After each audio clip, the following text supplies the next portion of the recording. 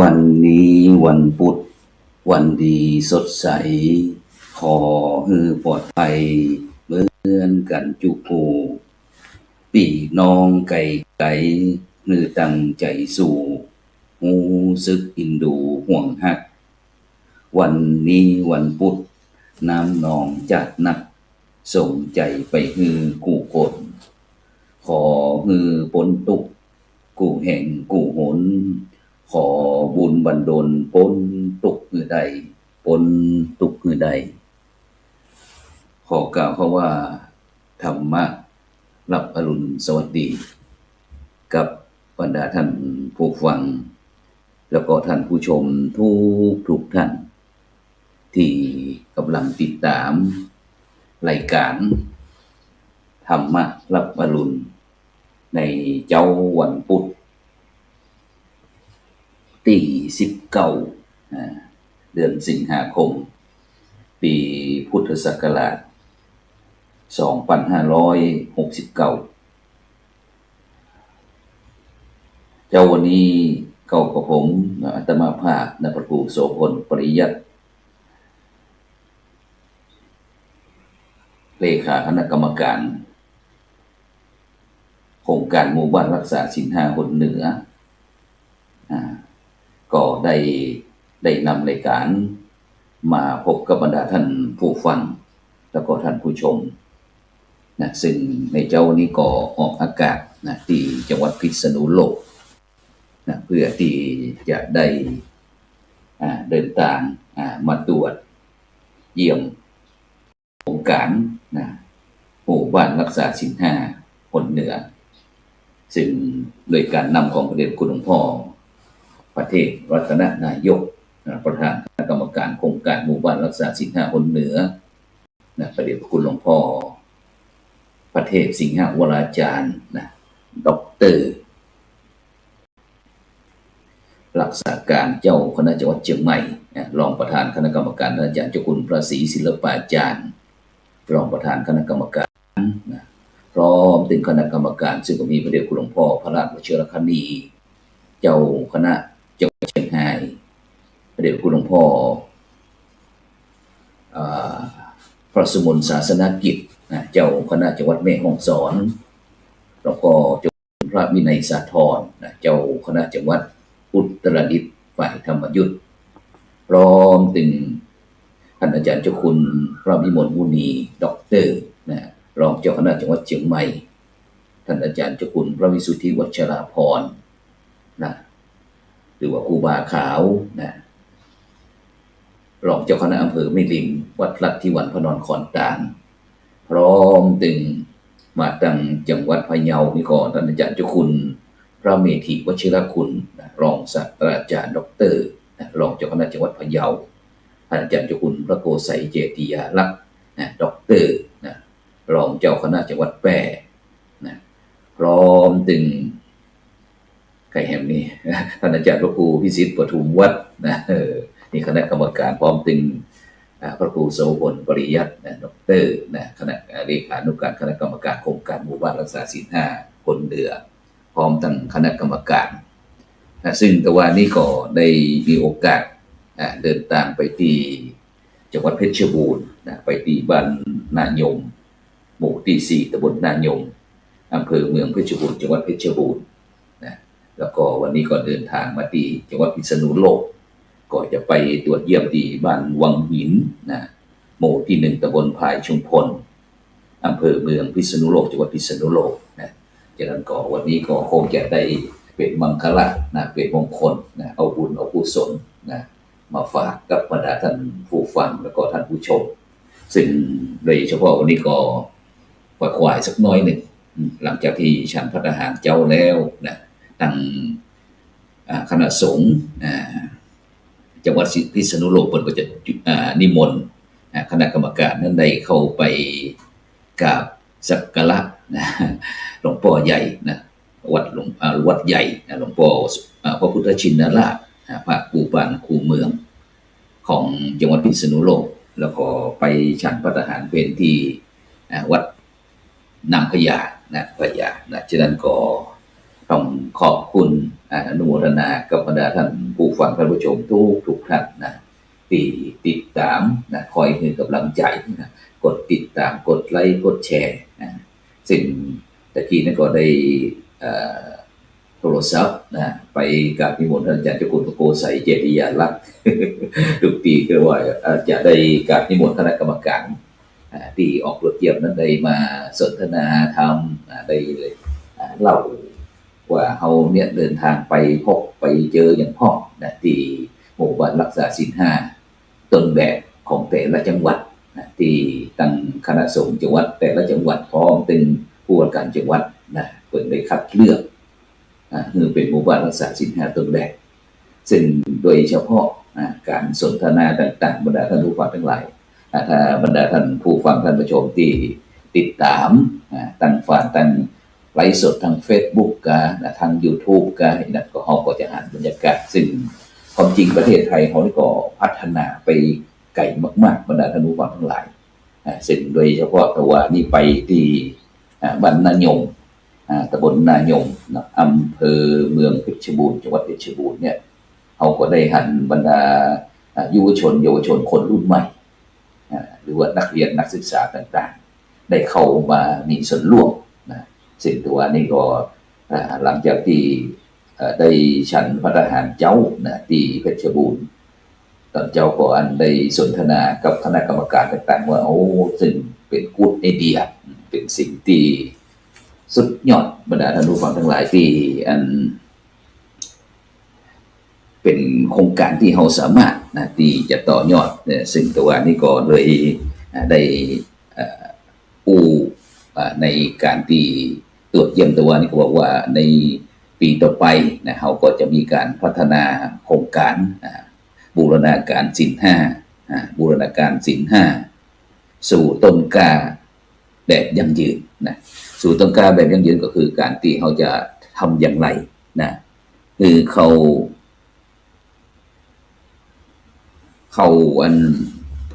ศีลห้าเนี่ยเอาเข้าไปสู่บรรดาเยาวชนคนรุ่นใหม่นะเพราะว่าในปัจจุบันนี้ทุกท่านทุกผู้ทุกคนก็เป็นห่วงประเทศไทยในอนาคตเช่นเดียวกันนะฉะนั้นก็บรรดาท่านผู้ฟังท่านผู้ชมก็มีอย่างนะที่เราจะได้ช่วยกันนะก็สมควรนะฉะนั้นก็บรรดาท่านผู้ฟังท่านผู้ชมทุกท่านที่ส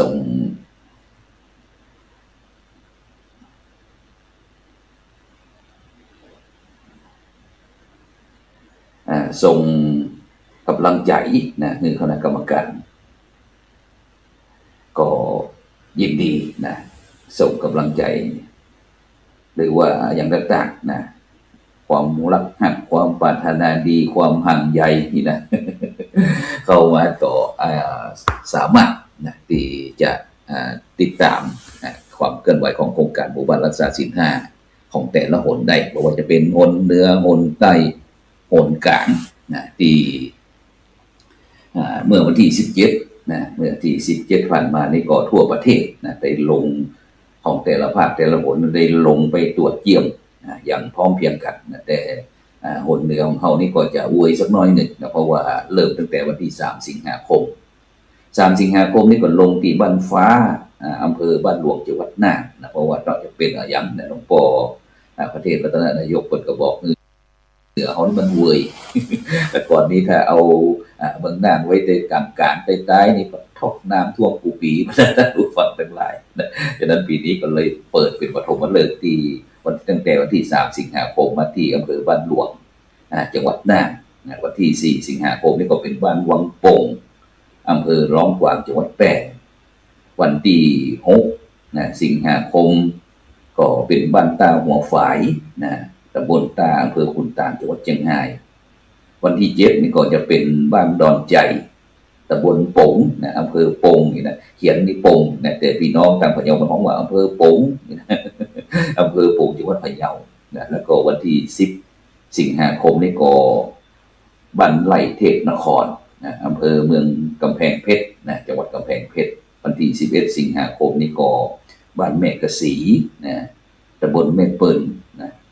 จังหวัดนครอำเภอแม่เปิลจังหวัดนครสวรรค์นะ ถ้าบรรดาท่านผู้ฟังท่านผู้ชมได้บอกออกปฏิลงข่าวนั่นนะที่ว่าเสือนั้นทำร้ายเจ้าหน้าที่เขตอุทยานนั่นนะนั่นก็เป็นหมู่บ้านนั่นแหละใกล้ๆกันนะก็ติดกับอุทยานมรดกโลกเขาใหญ่นั่นนะติดหลายจังหวัดเพราะว่าจะเป็นอุทัยธานีนครสวรรค์กำแพงเพชรอำเภออุ้มฝางจังหวัดตากนี่นะมันยาวถึงปุ่นนะแล้วก็พักนะวันที่11จากนครสวรรค์แล้วก็พักแล้วก็เฮาก็มาออกตั้งแต่วันที่17นะ17สิงหาคมนี่ก็บ้านเขาโค้งอำเภอบางปูนาจังหวัดพิจิตรแล้ว18สิงหาคมตะวันนี่ก็บ้านนายงอำเภอเมืองเพชรบูรณ์จังหวัดเพชรบูรณ์แล้วก็วันนี้วันที่19สิงหาคมก็จะเป็นบ้านวังหินนะตำบลพายชุมพลอำเภอเมืองจังหวัดพิษณุโลกแล้วก็วันพรุ่งนี้ก็วันที่20สิงหาคมกับบ้านหนองจิกกรีนะตำบลหนองยางปองอำเภอด่านลันห้อยจังหวัดสุโขทัยนะนี่ก็คือกำหนดการที่คณะกรรมการโครงการหมู่บ้านรักษาศีล5คนเหนือนะก็จะออกไปปฏิบัติหน้าที่ตามพระบัญชาสมเด็จพระสังฆราชนะที่เป็นคำสั่งแต่งตั้งคณะกรรมการระดับผลนะก็คือดูแลทั้ง16จังหวัดภาคเหนือเดี๋ยวจะต้องออกตรวจเยี่ยมตามตารางที่ตั้งแต่ละจังหวัดส่งมาให้ที่เราจะเข้าไปตรวจรับการตรวจเยี่ยมโครงการหมู่บ้านรักษาศีล5คนเหนือของเราเพื่อที่จะได้นำเรื่องหลักศีลหลักธรรมนะไปบูรณาการใจกับหมู่บ้านโดยเฉพาะนะก็เน้นไปที่ผู้นำชุมชนนะไม่ว่าจะเป็นผู้ใหญ่บ้านเป็นกำนันนะเป็นนายกเทศมนตรีนายกองค์การบริหารส่วนตำบลต่างๆนะที่ได้อยู่ในพื้นที่แม้กระทั่งชมรมผู้ใหญ่บ้านกำนันพร้อมเป็นภาคีเครือข่ายต่างๆเพื่อที่จะได้บูรณาการนำหลักศีล5เนี่ยไปใช้ในหมู่บ้านนะคือมีประสิทธิภาพประสิทธิผลเพื่อที่จะหักกันเหมือนพี่ดีกันเหมือนน้องปรองดองกันเหมือนญาตินะโดยใจหลักธรรมในทางพุทธศาสนาคือใจหลักศีล5เพราะฉะนั้นเนี่ยบรรดาท่านผู้ฟังทั้งหลายถ้าอู้ถึงเรื่องศีล5นะซึ่งถือว่าเป็นหลักฐานของการดำเนินชีวิตแล้วก็เป็นข้อปฏิบัติพื้นฐานในการที่จะควบจะคุมเพราะว่าจะเป็นตั้งกายนะตั้งวาจาคือเป็นปกติคือมนุษย์คนเฮาเนี่ยหรือว่าบ่คือคนเฮาไปเบียดเบียนตนเองแล้วก็ผู้อื่นซึ่งสร้างประโยชน์ทั้งในระดับตนเองและก็สังคมฉะนั้นเนี่ยบรรดาท่านผู้ฟังทั้งหลายในเมื่อเกือบ20ปีก่อนสังคมไทยเฮาได้เกิดความคิดเห็นที่แตกต่างกันนะแต่ไม่แตกแยก อยู่ห้องกันได้นะอยู่ห้องกันได้แต่มันก็มีสีเป็นฝักเป็นฝ่ายซึ่งในสมัยที่ท่านพลเอกประยุทธ์จันทร์โอชาท่านดำรงตำแหน่งนายกเปิดก็ได้เข้าไปกราบถวายนะถึงปัญหาของสังคมต่อพระเดชคุณหลวงพ่อเจ้าพระคุณสมเด็จพระมหาราชมังคลาจารย์นะผู้ปฏิบัติหน้าที่สมเด็จพระสังฆราชในขณะนั้นนะซึ่งหลวงพ่อเจ้าพระคุณสมเด็จพระมหาราชมังคลาจารย์ก็บอกว่าเฮาในฐานะที่ประเทศไทยเขาเนี่ยเป็นผู้ที่ยอมรับนับถือพระรัตนตรัยเป็นสรณะพุทธังสรณังคัจฉามิธัมมังสรณังคัจฉามิสังฆังสรณังคัจฉามิเนี่ยขอพระพุทธพระธรรมพระสงฆ์เป็นที่พึ่งโดยใจรักศีลธรรมเป็นที่พึ่งนะฉะนั้นก็ตามแผนยุทธศาสตร์ชาติ20ปีหรือว่า20ปีนี่นะ ตอนนี้ได้12ปีแล้วก็ได้ท่านผู้ฟังทั้งหลายฉะนั้นก็เหลือประมาณ 7-8 ปีฉะนั้นเนี่ยในการดำเนินการโครงการหมู่บ้านรักษาศีล5ตั้งแต่ยุคพระเดชคุณหลวงพ่อเจ้าพระคุณสมเด็จพระมหาราชมังคลาจารย์นี่คือปฐมของโครงการจนมาถึงยุคในปัจจุบันนี้พระเดชคุณเจ้าพระคุณสมเด็จพระมหาราชมงคลมุนีนะประธานบริหารกลางนะโครงการบริหารโครงการก็ได้เน้นย้ำพัฒนาบูรณาการแล้วก็ต่อยอดนะอย่างที่ได้เบื้องต้นว่าศีล5ยุคใหม่นะแต่ก่อนนั้นบอกว่าศีล5กินได้แต่มายุค ที่สองนี่คือเริ่มเน้นเรื่องคุณภาพและเข้าเจาะลึกอย่างบูรณะศีลห้าบูรณาการนะสู่ต้นกล้าแบบยั่งยืนนะก็คือในการที่จะมือบรรดายุวชนเยาวชนต่างๆเนี่ยสถานศึกษาโรงเรียนต่างๆแต่ว่ามีนักเรียนที่จังหวัดเพชรบูรณ์เยอะมากๆนะแม้กระทั่งแต่ว่านี้ทางพื้นที่ได้นำเข้าไปที่วัดจังเผือกเป็นวัดเก่าแก่ในสมัยกรุงศรีอยุธยาซึ่งพระเดชคุณหลวงพ่อประธานพร้อมด้วยคณะกรรมการอนุกรรมการคณะทีมงานต่างๆก็เข้าไปได้มีโอกาสไปกราบสักการะสรีระร่างของหลวงพ่อหลวงปู่ทบนะซึ่งก็ได้เห็นได้หันว่ามีพิพิธภัณฑ์ได้อูถึงพระมหาเถระนะว่าจะเป็นถึงหลวงพ่อเขียนนะที่ปุ่นวัดสำนักขุนเนนอำเภอดงเจริญจังหวัดพิจิตรนะพร้อมตึงหลวงปู่ทบเนี่ยเป็นพระสงฆ์พูดง่ายสมัยก่อนนั้นเป็นพระสงฆ์นักพัฒนาสงฆ์นักพัฒนาที่ได้เดินธุดงค์ในการที่จะเดินทางไปถึงพี่น้องพุทธศาสนิกชนต่างๆบอกว่าจะอยู่แห่งหนตำบลในก็ตามถ้ามีมนุษย์ที่นับถือพุทธศาสนาไปกันหมดนะเป็น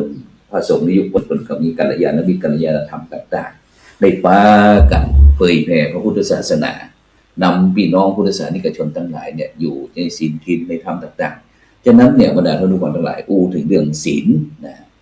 หลายท่านหลายคนก็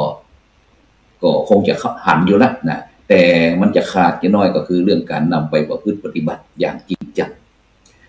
ฉะนั้นศีลมีความสำคัญต่อตนเองศีลควบคุมกายวาจาทำให้พฤติกรรมในการประพฤติปฏิบัติของเขาเนี่ยมันสะอาดนะศีลกันความทุจริตขัดเกลากิเลสอย่างยากนะอย่างในสังคมเฮาทุกวันเนี่ยเดี๋ยวเกิดคอชอละบังหลวงมีการคดโกงกินกันมีคอเซ็นเตอร์มีการกู้นอกระบบมีตึงโอ้ยเงินด่วนเงินตามใจต่างๆบรรดาท่านผู้ชมทั้งหลายนะทำให้เกิดเหตุการณ์ที่เฮาท่านทั้งหลายเนี่ยซึ่งกำลังสร้างความวิตกกังวลให้พี่น้องประชาชนคนไทยนะพร้อมถึงชาวโลกเหมือนกันนะบอกว่าประเทศไทยบอกว่าต่างประเทศมีเหตุการณ์ที่บอกควรเกิดก็เกิดที่ควรจะเกิดก็บ่เกิดฉะนั้นเนี่ยศีลเนี่ยกันความทุจริต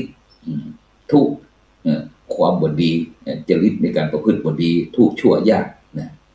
ทำให้บ้านเมืองเดือดเนื้อร้อนใจต่างๆนะมีการเอารัดเอาเปรียบทั้งทางตรงแล้วก็ทางอ้อมไผที่แข็งแกร่งกว่ามีอำนาจกว่ามีอย่างที่เหนือกว่าบ่ว่าจะเป็นเรื่องสติปัญญาเป็นด้านสัตราอาวุธต่างๆมีกำลังก็พยายามที่จะปากันเอารัดเอาเปรียบผู้ที่อ่อนแอกว่านะฉะนั้นเนี่ยศีลเนี่ยมันจะกันความบอกว่าจะเป็นเรื่องกายกันแล้วก็เรื่องทุจริตนะก็มาเป็นผู้ที่ประพฤติสุจริตหมายความประพฤติดีนะแล้วก็ที่สำคัญคือสร้างความมั่นใจนะเมื่อคนใดมีศีลมีธรรมแล้วก็ไปไหนก็บ่เก้อเขินนะเมื่อเข้าในสังคมก็สามารถเป็นที่กราบเคารพสักการะบูชาในการที่นับหน้าถือตาอย่างตัวนี้ได้มีโอกาสพบกับคนเมืองเชียงใหม่ของเรานะก็คือท่านสรัญยูมีทองค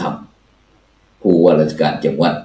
เพชรบูรณ์นะเป็นลูกหลานของคนเมืองเชียงใหม่ของเราเป็นลูกของพ่อประยูนมีทองคำนะประธานมูลนิธิครูบาเจ้าศรีวิจัยของเราที่เมืองเชียงใหม่ปีแล้วได้ก็ป้ากันที่บ้านลักเมืองนะอำเภอศรีเทพนะจังหวัดเพชรบูรณ์วันนี้ก็ป้าตะวันนี่ก็ป้ากันที่บ้านนายงนะเปิดก็ได้กราบทักทายนะอย่างคุ้นเคยกับพระเมืองเหนือของเขาโดยเฉพาะคณะกรรมการคนเหนือนี่เขาก็จะมีตึงจังหวัดเชียงใหม่จังหวัดลำพูนมีตึงจังหวัดพะเยาเชียงรายเมืองแพร่อุตรดิตถ์นะ แม่ฮ่องสอนนี่นะก็จะเป็นคณะกรรมการประเภทนี้นักนะแต่พอถึงคณะอนุกรรมการของเขาแหมเพียวนะฉะนั้นเนี่ยการศีลห้าสร้างความมั่นใจนะปีหมายความว่าคนมีศีลมีธรรมมีแต่น้องสามารถที่กราบไหว้อย่าบ่เก้อบ่เขินแล้วก็บุคคลที่มีศีลมีธรรมเนี่ยจิตใจสงบจิตใจบ่ฟุ้งซ่านเนี่ยซึ่งโดยเฉพาะบอกว่าจะเจอโลกธรรมนะตั้งที่ชอบใจบ่ชอบใจตั้งที่ฮักตั้งที่จังอย่างอย่างแล้วแต่มาเนี่ยสามารถที่จะห้องทับสิ่งเหล่านี้ได้ทำให้จิตใจบ่ฟุ้งซ่านแล้วก็โดยเฉพาะหนุนสมาธิปัญญาเป็นฐานให้เกิดความสงบจันทร์สูงได้นี่คือต่อตนเองส่วนศีลมีความสำคัญต่อสังคมนี่แน่นอนว่าลดอาชญากรรมสังคมประเทศชาติจะปลอดภัยจากภัยคุกคามตั้งภายนอกตึงภายในเนาะเนี่ยแล้วก็สร้างความไว้ใจความไว้เนื้อเชื่อใจในสังคมเชื่อใจกันได้สิ่งตัวนี้ในเมตตาของพระเดชคุณหลวงพ่อพระเทพสิงหวราจารย์รักษาการเจ้าคณะจังหวัดเชียงใหม่รองประธานคณะกรรมการบริหารตรวจเยี่ยมโครงการแต่ว่านี่ได้ถวายเวลาหลวงพ่อก็ได้พบกับหมู่บ้านรักษาศีลห้าต้นแบบแล้วก็เน้นไปถึงที่ว่าในปัจจุบันเนี่ยสังคมขาดการความไว้เนื้อเชื่อใจซึ่งกันและกันนะฉะนั้นในปัจจุบันสมัยก่อนนี่พิกอยู่บ้านเหนือเกืออยู่บ้านใต้บรรดาท่านผู้ฟังทั้งหลายเนาะมีอย่างก็ตักใส่ถ้วยข้ามหัวเปิดประตูเคาะประตูเนี่ยเข้าบ่ปอแรงนี่นะ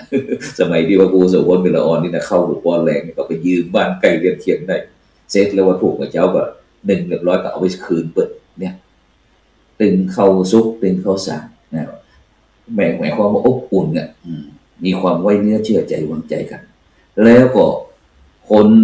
ต่อสังคมเนี่ยนะย่อมอยู่กันอย่างมีความอยู่เย็นเป็นสุขนะ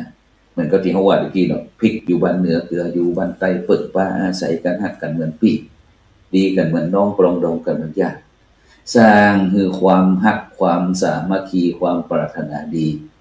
อบอุ่นในชุมชนนะถึงแม้สมัยก่อนที่บ่มีไฟฟ้าบ่มีWi-Fiบ่มีมือถือต่างๆบ่มีถนนหนทางที่เป็นแบบนี้บ่ได้ลาดยางมาตอยนะบ่ได้เรียกซีเมนต์เวลาใกล้เข้าพรรษาหรือว่าวันสำคัญทางพุทธศาสนาก็วันสำคัญของชาติก็นะพ่อหลวงพ่อผู้ใหญ่บ้างพ่อแขวนพ่อกำนัน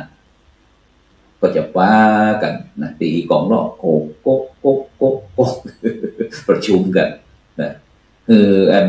พี่น้องเจ้าบ้านเนี่ยไปมีมีดมีผ้ามีเสียมมีปุงกี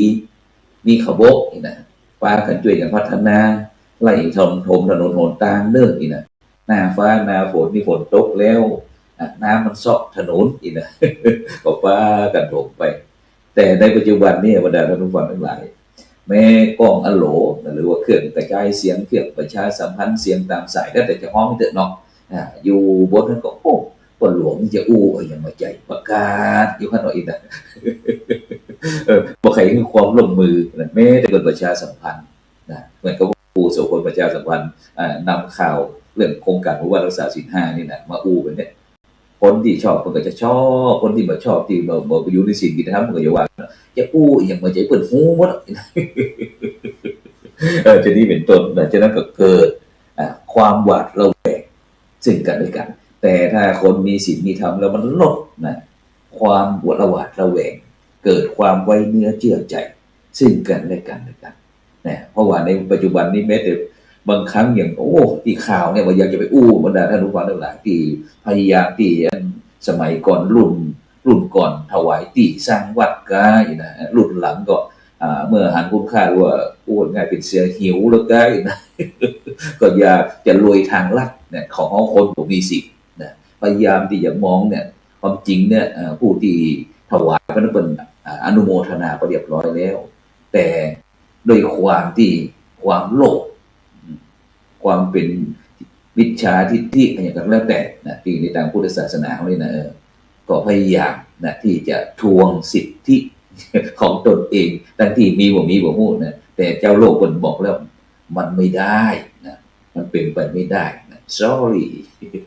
เสียใจตัวนะดังนั้นตอนนี้บรรดาทุกวันหลายคนที่ผมมีศีลมีธรรมบางครั้งมันมืดบอดเขาห้องว่าพิการใจนะนั่นพิการทั้งสติปัญญาแล้วก็ยังพิการใจเนี่ยนี่สำคัญเพราะฉะนั้นเนี่ยบรรดาท่านผู้ฟังทั้งหลายการที่จะอยู่ร่วมกันอย่างพี่น้องปอนกับปอกันมีความผาสุกลดความหวาดระแวงต่อกันนี่คือเป็นผู้ที่มีศีลแล้วก็จะมีความสำคัญต่อสังคมสุดท้ายเป็นมนุษยธรรมเป็นผู้ที่ความค้ำจุนความเป็นมนุษย์ที่สมบูรณ์มนุษย์ที่สมบูรณ์จะได้บรรดาท่านผู้ฟังทั้งหลายในทางพุทธศาสนาของการเป็นมนุษย์สมบูรณ์ก็คือเป็นผู้ที่รู้ดีทำดีรู้ชั่วเว้นชั่วนะแล้วก็ความหม่องมัวก็จะหมดไปเพราะฉะนั้นเนี่ยบรรดาท่านผู้ฟังทั้งหลายนะบุคคลใดท่านใดที่มีศีลมีธรรมแล้วนะได้เข้าวัดปฏิบัติธรรมโดยเฉพาะในช่วงเทศกาลเข้าพรรษาเนี่ยนะพี่น้องพุทธศาสนิกชนของเราก็ถือโอกาสในการเข้าวัดปฏิบัติธรรมสวดมนต์ไหว้พระเจริญจิตภาวนาไปด้วยกับพระสงฆ์องค์เจ้าด้วยฉะนั้นเนี่ยพระพุทธองค์ได้ทรงแสดงอานิสงส์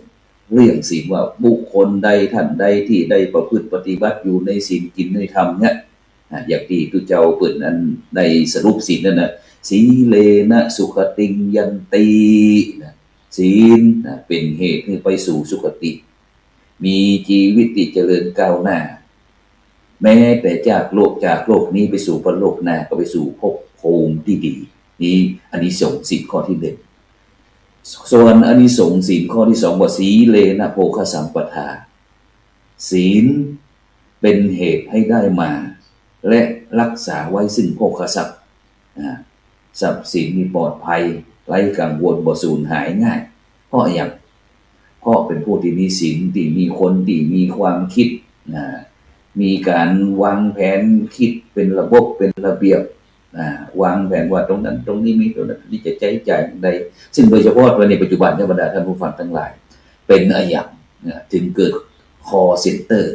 แก๊งคอเซ็นเตอร์แต่ว่าเนี่ยได้เดินนั่งรถมากับพระครูฮิรัญสุภาธดาพระครูถาวรรัตนมังสีกับท่านนุ้ยกับท่านสุเมธพระไวติกาสุเมธก็บอกว่าท่านอาจารย์เฟซบุ๊กผมโดนเหรอนี่นะเขาเอาไปหาท่านเอาไปหานี่นะเอาไปหากินอย่างต่างๆนี่โดยปลอมแปลงยืมเงินคนนั้นยืมเงินคนนี้นะก็เลยต้องเดือดเนื้อร้อนใจเดือดเนื้อร้อนใจนี่ก็เพราะบุคคลเหล่านั้นเนี่ยถ้ามีคนมีศีลนี่ก็ดีไปก็เพิ่นก็จะมีเหตุมีผลมีหลักมีเกณฑ์ว่าตรงนี้ท่านนั้นท่านนี้อย่างแม้กระทั่งของพระครูโสพลปริยัติก็เช่นเดียวกันในช่วงที่มีการบำเพ็ญบุญบำเพ็ญกุศลของโยมป้อก็มีแก๊งคอเซ็นเตอร์นี่แหละ ผู้ที่ดำเนินชีวิตในความประมาทนี้สร้าง Facebook ปลอมขึ้นมา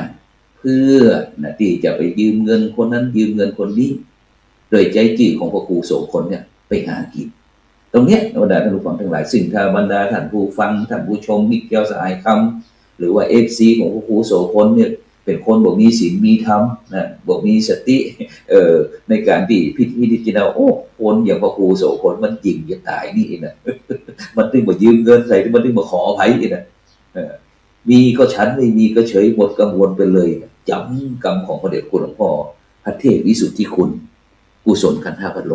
นะพ่อพระครูโสพลนี่เป็นพระครูฐานานุโกเหมือนหนุ่มเป็นพระครูประหลัดของพ่ออดีตเจ้าคณะจังหวัดเชียงใหม่